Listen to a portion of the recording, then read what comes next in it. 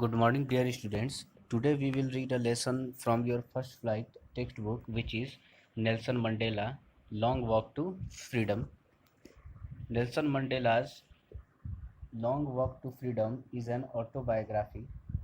What is autobiography? Autobiography is a life story of a person written by the person himself.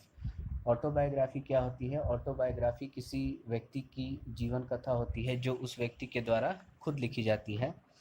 ये जो story है, this story is a brief extract of his autobiography which is Long Walk to Freedom. ये जो story आज हम पढ़ने जा रहे हैं, ये स्टोरी नेल्सन मंडेला की ऑटोबायोग्राफी से लिया गया है। उसका एक ब्रीफ समरी है, ठीक है। तो नेल्सन मंडेला जो हैं ये साउथ अफ्रीका से बिलोंग करते हैं।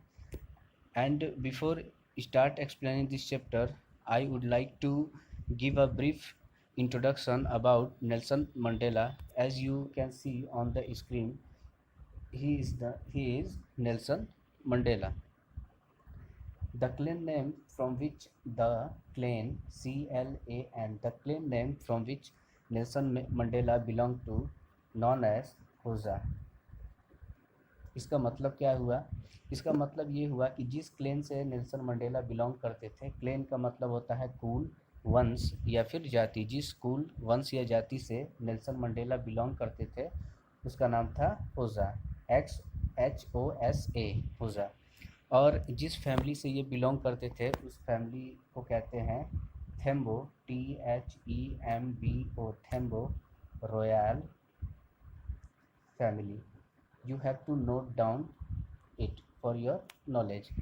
तो जिस परिवार से ये बिलोंग करते थे उसका नाम था थेम्बो रॉयल फैमिली।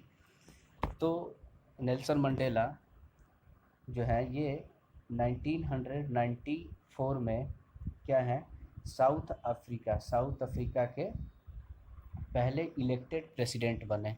क्या बने? पहले इलेक्टेड प्रेसिडेंट बने, मतलब कि आम चुनाव के द्वारा लोगों के रिप्रेजेंटेटिव चुने गए, लोगों के द्वारा ये चुने गए पहले साउथ अफ्रीका के राष्ट्रपति बने।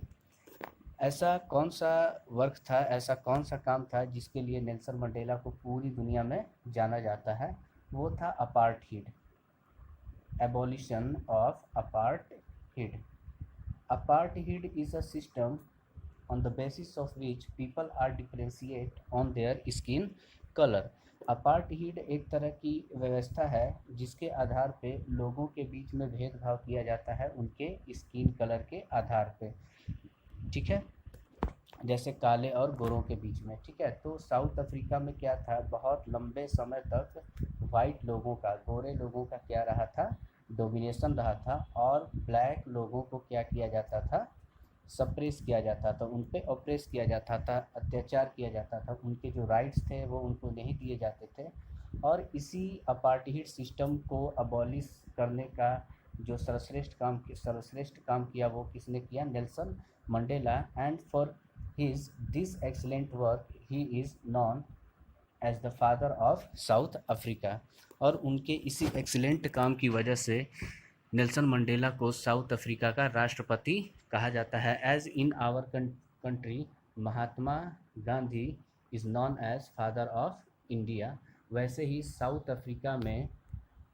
अफ्रीका में नेल्सन मंडेला को क्या कहा जाता है? फादर ऑफ साउथ अफ्रीका, ठीक है। तो चलिए अब हम इस स्टोरी को देखते हैं और इससे कुछ सीखते हैं।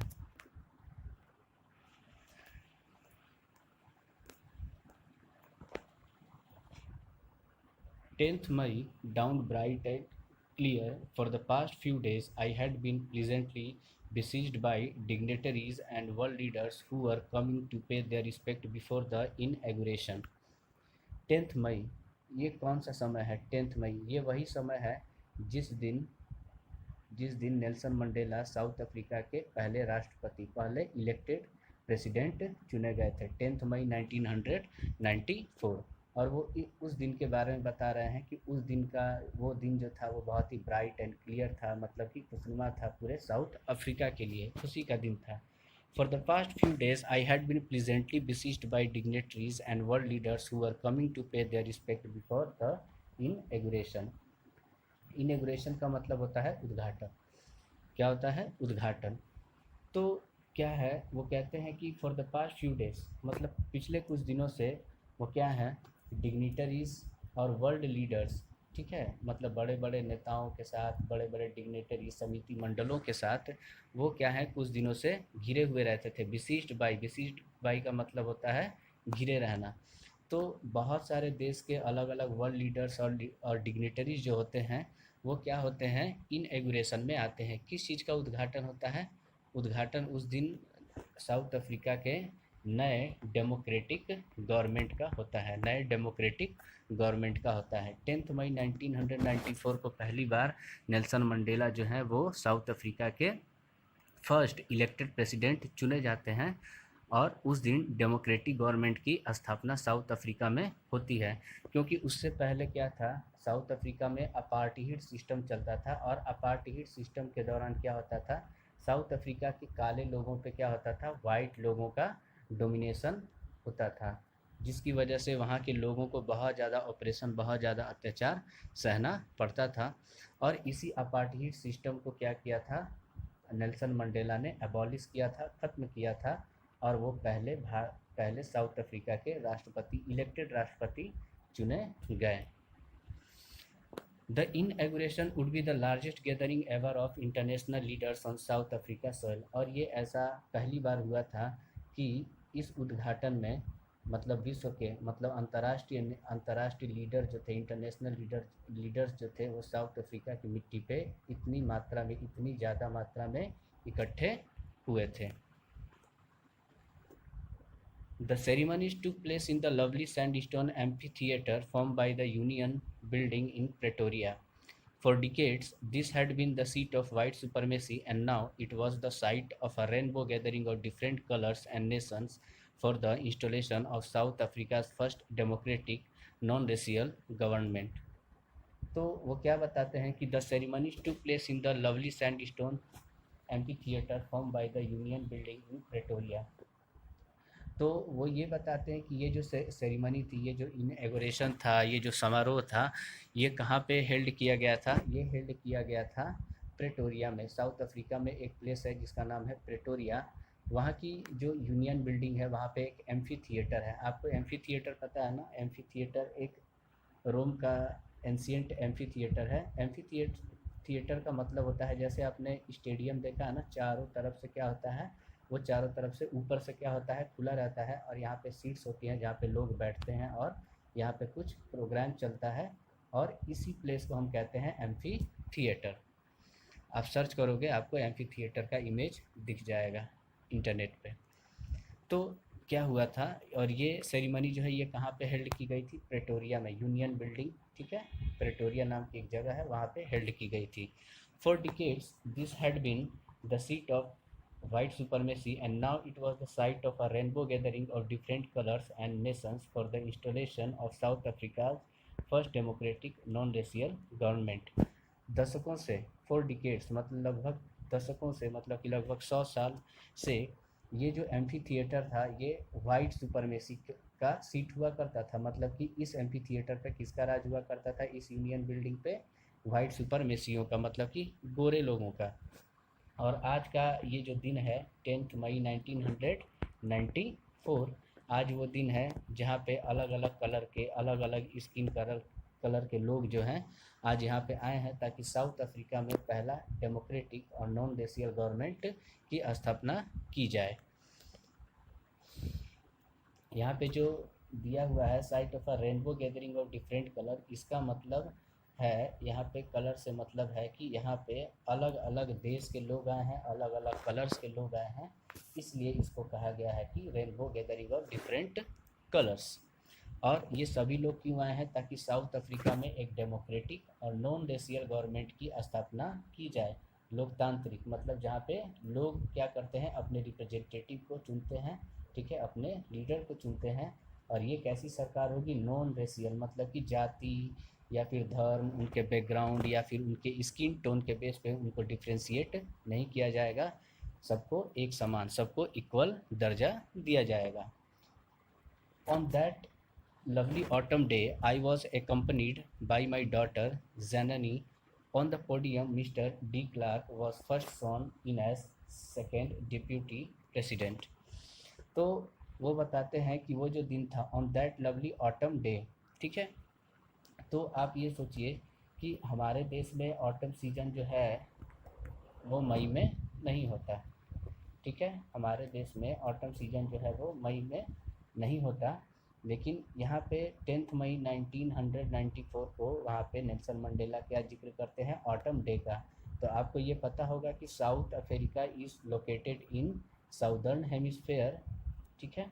साउथ अफ्रीका जो है ये साउदर्न हेमिस्फेयर में सिचुएटेड है, और इंडिया जो है वो कहाँ पे है, नॉर्दर्न हेमिस्फेयर में सिचुएटेड है।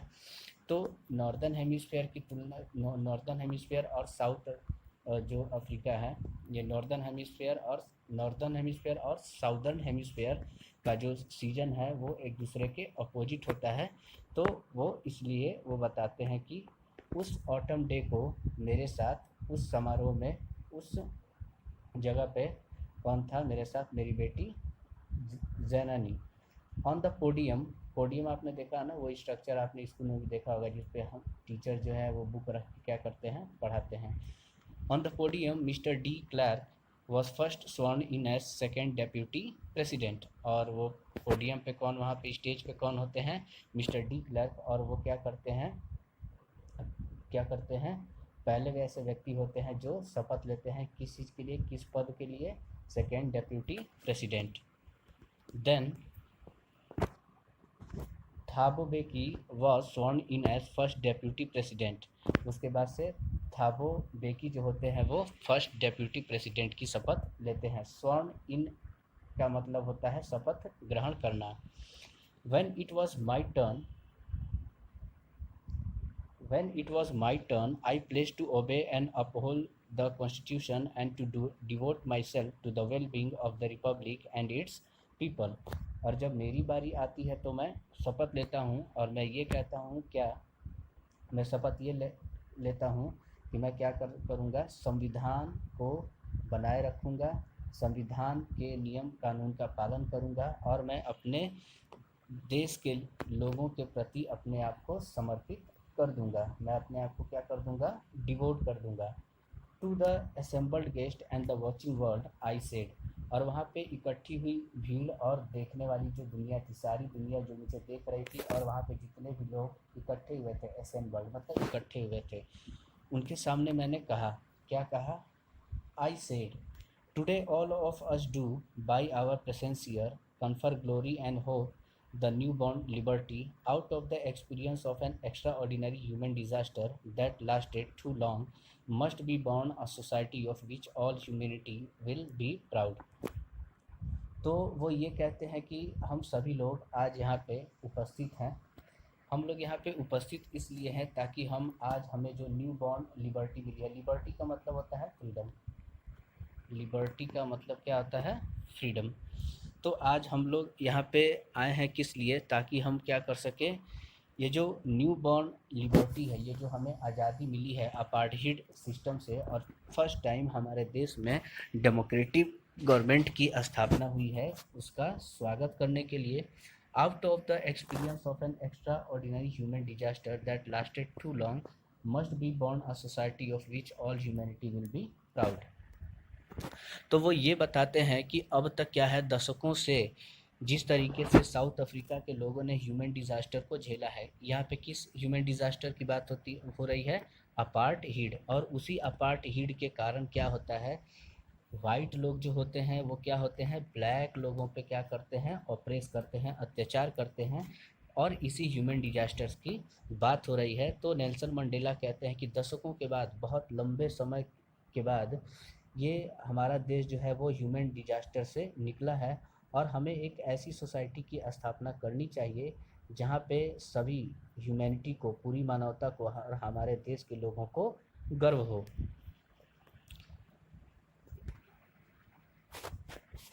We who were outlaws not so long ago have today been given the rare privilege to be host in the nation's of the world on our own soil.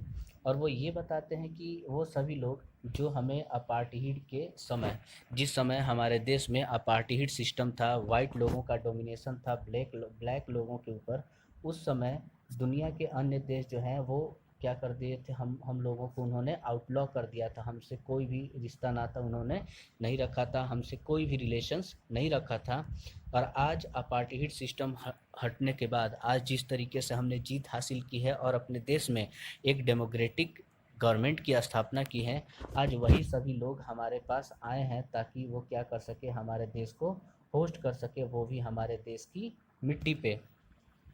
We thank all of our distinguished international guests for having come to take possession with the people of our country of what is, after all, a common victory for justice, for peace, for human dignity। तो यहाँ पे वो ये कहते हैं कि हम सभी उन लोगों का स्वागत करते हैं, उनको धन्यवाद देते हैं जो भी इंटरनेशनल गेस्ट या डिग्निटरीज या लीडर्स अन्य देशों से आए हैं, जो हमारे देश के साथ कदम मिला के चलना चाहते हैं, हमारे देश का साथ देना चाहते हैं, क्योंकि हमारे देश ने क्या की है, जीत हासिल की है, न्याय की जीत हासिल की है, शांति की जीत हासिल की है और ह्यूमन डिग्निटी की, मानवता के सम्मान की। डिग्निटी का मतलब होता है रिस्पेक्ट, मतलब कि सेल्फ रिस्पेक्ट, डिग्निटी, ठीक है। We have at last achieved our political emancipation. We pledged ourselves to liberate all our people from the continuing bondage of poverty, deprivation, suffering, gender and other discrimination। तो वो ये क्या कहते हैं कि हम लोगों ने अंततः क्या कर लिया, जो भी हमारा पॉलिटिकल इमेंसिपेशन था का मतलब होता है फ्रीडम फ्रॉम रेस्ट्रिक्शन, मतलब किसी भी तरीके की जो बंदिश होती है उससे आज़ादी मिलना। तो साउथ अफ्रीका में के लोगों पे किस तरीके की बंदिश थी, वहाँ पे बंदिश ये थी कि अपार्टहीड सिस्टम वहाँ पे क्या था, प्रिवेलेंट था, वहाँ पे प्रचलित था, जिसकी वजह से लोगों को क्या थी, आज़ादी तो थी लेकिन उनको उतनी आज़ादी नहीं थी, उनके ऊपर रेस्ट्रिक्शन था, वो अपनी मर्ज़ी से आ जा नहीं सकते थे, वो अपनी मर्ज़ी से आ जा नहीं सकते थे, या फिर वो अपनी मर्ज़ी से कोई काम नहीं कर सकते थे। उनको एक आज़ादी तो थी लेकिन वो आज़ादी रेस्ट्रिक्शन के साथ थी। तो वही नेल्सन मंडेला कहते हैं कि एट लास्ट हमने पॉलिटिकल इमेंसिपेशन इमेंसिपेशन से क्या हमने कर ली, हमने जीत हासिल कर ली। We pledge ourselves to liberate all our people from the continuing bondage of poverty, deprivation, suffering, gender and other discrimination। तो नेल्सन मंडेला कहते हैं कि हम शपथ लेते हैं, हम ये वादा करते हैं कि हम अपने देश के लोगों को क्या करेंगे, जो पॉवर्टी, जो गरीबी है, डिप्राइवेशन का मतलब होता है किसी के अधिकारों से किसी को वंचित कर लेना, जैसे आपका कोई अधिकार है और वो अधिकार आपसे छीन लिया जाता है, उसको हम कहते हैं डिप्राइवेशन।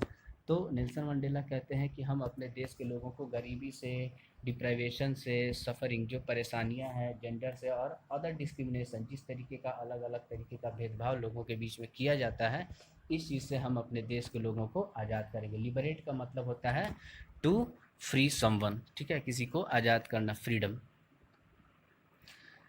मैं कहीं कहीं पे थोड़ा रुक जा रहा हूँ क्योंकि मेरे फ़ोन का स्क्रीन जो है वो पूरी तरीके से टूट चुका है और मैं टेक्स्ट को, वर्ड्स को सही तरीके से देख नहीं पा रहा हूँ, मोबाइल को अलग अलग एंगल से देखना पड़ रहा है।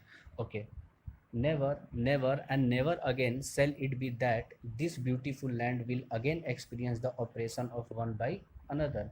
तो नेल्सन मंडेला कहते हैं कि अब कभी भी ऐसा नहीं होगा कि हमारे इस ब्यूटीफुल लैंड पे, हमारी इस मातृभूमि पे अब कोई भी देशवासी और या फिर हमारे देश का कोई भी नागरिक जो है एक दूसरे के द्वारा सताया जाएगा या किसी के ऊपर अत्याचार होगा।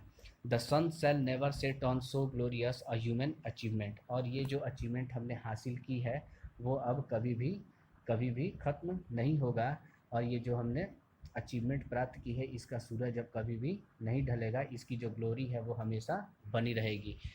Late freedom reign, God bless Africa. तो ये जो नेल्सन मंडेला है वो अपने स्पीच को ख़त्म करते हुए कहते हैं कि let freedom reign, God bless Africa. Let freedom reign का मतलब क्या हुआ कि जो आज़ादी है वो शासन करेगा, मतलब कि डेमोक्रेटिक गवर्नमेंट जो है यहाँ पे अब शासन करेगी। God bless Africa.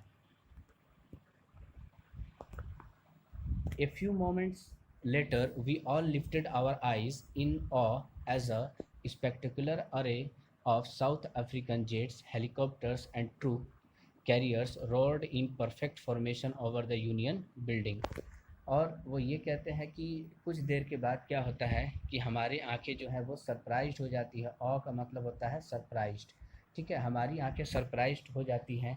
क्यों सरप्राइज्ड हो जाती हैं? क्योंकि साउथ अफ्रीका के जो जेट्स होते हैं, हेलीकॉप्टर्स होते हैं और जो ट्रूप कैरियर्स होते हैं, वो क्या करते हैं, एक बहुत ही अच्छा फॉर्मेशन बना के क्या करते हैं, उड़ान भरते हैं। कहाँ पे? यूनियन बिल्डिंग के ऊपर। तो यहाँ पे जो दिया हुआ है फॉर्मेशन, परफेक्ट फॉर्मेशन का मतलब क्या है? जैसे आपने देखा होगा कि 15 अगस्त को हमारे देश में, 15 अगस्त को या 26 जनवरी को क्या किया जाता है देश में? जो ऊपर से जो जहाज होते हैं वो क्या करते हैं, सलामी देते हैं। अलग अलग तरह के धुएं यहाँ से क्या होते हैं, जेट से निकलते हैं, ठीक है। तो ये एक फॉर्मेशन बना के सारे प्लेन्स जो होते हैं, हेलीकॉप्टर्स क्या करते हैं, एग्जीबिशन करते हैं, प्रदर्शनी करते हैं।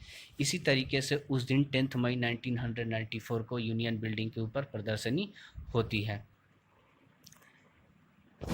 It was not only a display of pinpoint precision and military force, but a demonstration of the military's loyalty to democracy, to a new government that had been freely and fairly elected.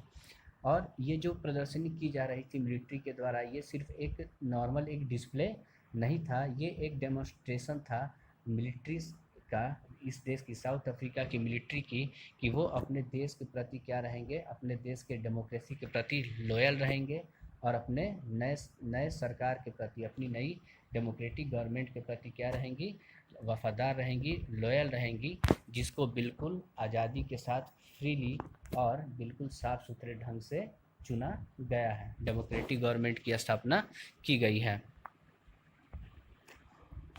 Only minute before, the highest general of the South African Defence Force and Police, their chest bedecked with ribbons and medals from days gone by, saluted me and pledged their loyalty. तो यहाँ पे अब क्या होता है, वो ये बताते हैं कि कुछ ही देर पहले, ये जो एग्जीबिशन होता है उसकी कुछ देर पहले ही साउथ अफ्रीका के जितने भी हाईएस्ट जनरल थे, मतलब कि उच्च पद के अधिकारी थे, और जो वहाँ की पुलिस थी, जिनके जिनके चेस्ट पे, जिनके ड्रेस पे, यूनिफॉर्म पे रिबन्स और मेडल्स लगे हुए थे, वो मुझे क्या होता है, सैल्यूट करते हैं और वो ईमानदारी की शपथ लेते हैं, कसम खाते हैं। I was not unmindful of the fact that not so many years before they would not have saluted but arrested me. तो वो यहाँ पे अपनी पास्ट की कुछ बातों को आज रिकॉल करते हैं, याद करते हैं, और वो ये कहते हैं कि आज मैं भूला नहीं उन बातों को, जब यही हाईएस्ट जनरल जो होते हैं साउथ अफ्रीका के, जो उच्च पद के अधिकारी और जो पुलिस होते हैं, वो उस समय जब अपार्टीहिड सिस्टम था, जब वाइट लोगों का डोमिनेशन ब्लैक लोगों पे था, अपार्टीहिड सिस्टम प्रिवेलेंट था साउथ अफ्रीका में, उस समय यही लोग मुझे क्या करते थे, अरे सैल्यूट नहीं करते थे, बल्कि उन्होंने मुझे अरेस्ट किया था। Finally a chevron of Impala jets left a smoke trail of the black, red, green, blue and gold of the new South African flag. उसके बाद से वो क्या कहते हैं, उसके बाद वो कहते हैं कि अंततः क्या होता है कि जो सेवरॉन का मतलब मैं बताता हूँ आपको। तो इम्पाला जेट्स जो होती है, इम्पाला जेट्स वो क्या करती हैं, एक फॉर्मेशन में क्या करते हैं, उड़ान भरते हैं। सेवरॉन, ये जो वर्ड लिखा गया है, सेवरॉन ये जो वर्ड लिखा गया है, इसका मतलब होता है जिगजैग फॉर्मेशन, ठीक है। तो ये जो जहाज होती हैं, जो इम्पाला जेट्स हैं, ये क्या करते हैं, जिगजैग के फॉर्मेशन में क्या करती हैं, उड़ान भरती हैं, और इनके बैक साइड से क्या होता है, कलरफुल धुएं जो होते हैं वो एमिट होते हैं, और वो जो धुएं होते हैं वो किस कलर के होते हैं, black, red, green, blue and gold, जो कि साउथ अफ्रीका के नए झंडे का कलर है। The day was symbolized for me by the playing of our two national anthems and the vision of white singing Kosi Sikelel I Africa and black singing Die Steam, the old anthem of the Republic. तो उसके बाद से क्या कहते हैं कि वो दिन, जिस दिन 10 मई 1994 को, when a democratic government had been established first time in the South Africa by election consensus। तो उसके बाद क्या होता है कि नेल्सन मंडेला कहते हैं कि वो उस दिन को वो कैसे सिंबलाइज करते हैं, वो दिन उनको कैसे याद है। उस दिन क्या होता है कि उस देश के जो 2 नेशनल एंथम्स होते हैं, ठीक है, 2 राष्ट्रगान जो होते हैं, यहाँ पे 2 राष्ट्रगान क्यों कहा गया है 2 राष्ट्रगान, क्योंकि वहाँ पे वाइट लोग भी हैं और ब्लैक लोग भी हैं। तो वाइट लोगों का जो एंथम है वो क्या है, कोसी सिकेलल आई अफ्रीका, और ब्लैक लोगों का जो एंथम है वो क्या है, डाई स्टीम।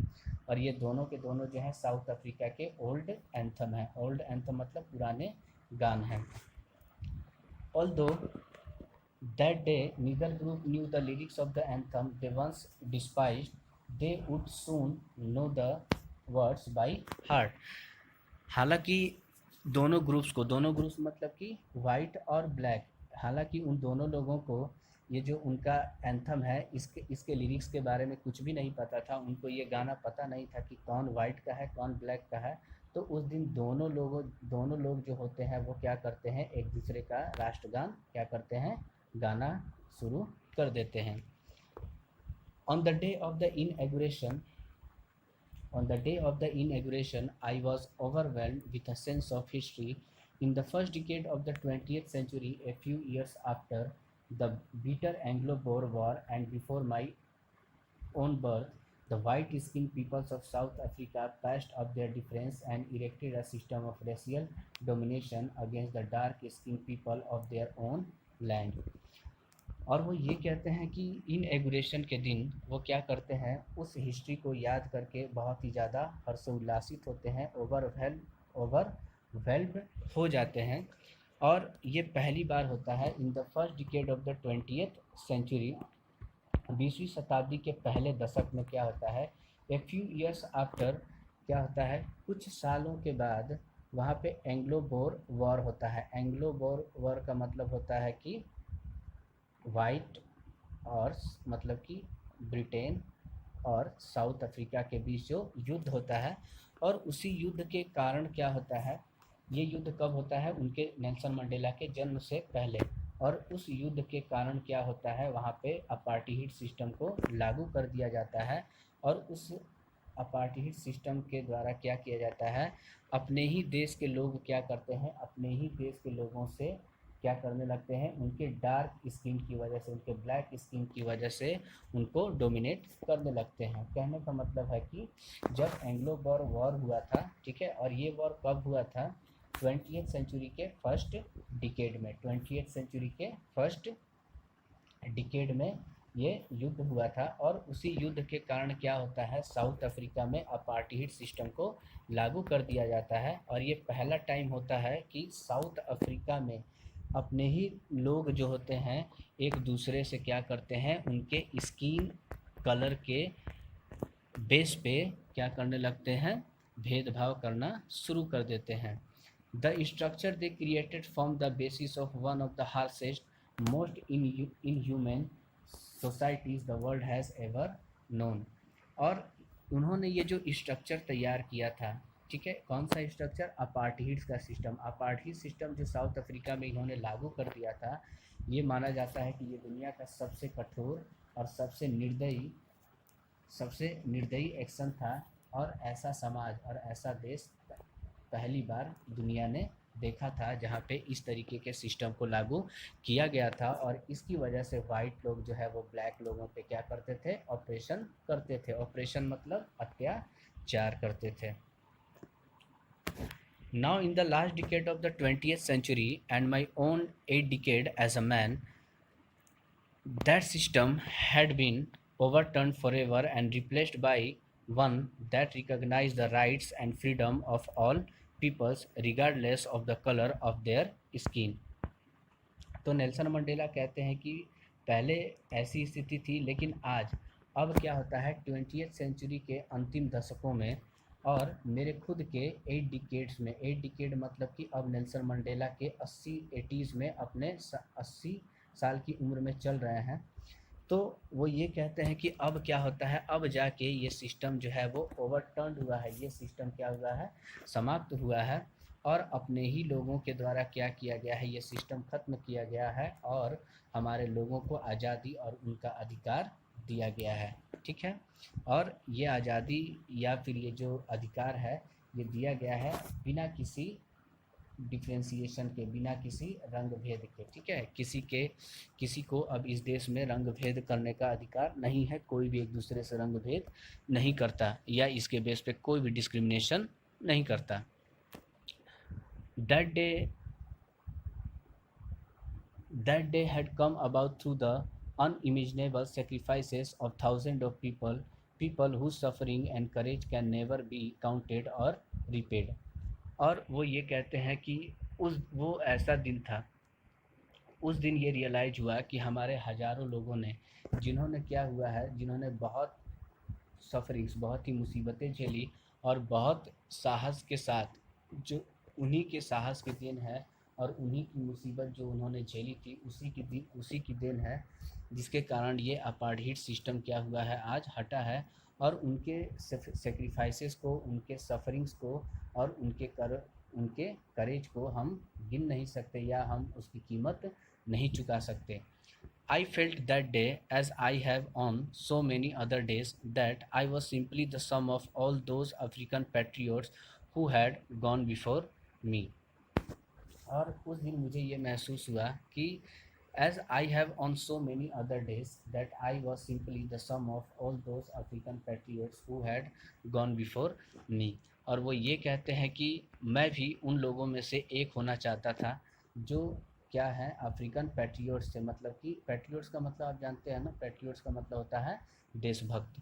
उन लोगों की तरह ही मैं भी होना चाहता था, जैसे अन्य लोग थे जो मुझसे पहले क्या है, सेक्रीफाइसेस करके चले गए, अपने देश के लिए बहुत कुछ करके चले गए।